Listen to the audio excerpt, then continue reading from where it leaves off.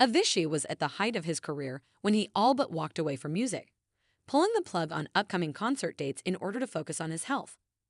By 2017, though, the Swedish DJ seemed to have reignited his passion for songwriting and was doing his best to look inward with the hopes of discovering the key to happiness.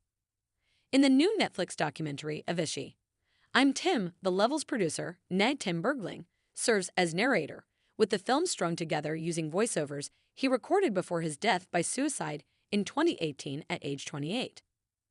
In one particularly poignant scene, Bergling discusses the ways in which he tried to get to the root of his unhappiness, saying he saw psychiatrists and doctors, switched up his diet, and started working out in an effort to heal.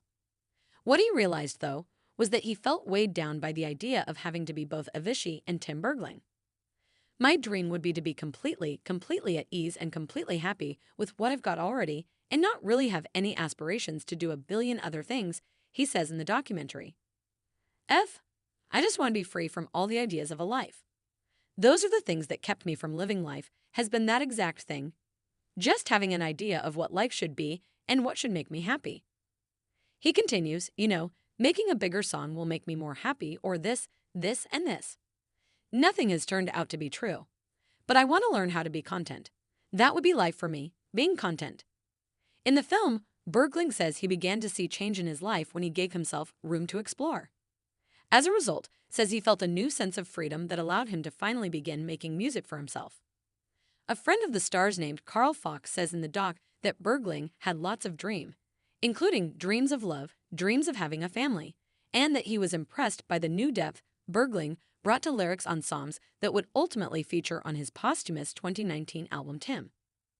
Still, Fox acknowledges there was a darkness to his friend in the months leading up to his death, as he'd often cancel music sessions to meditate or for other reasons unknown.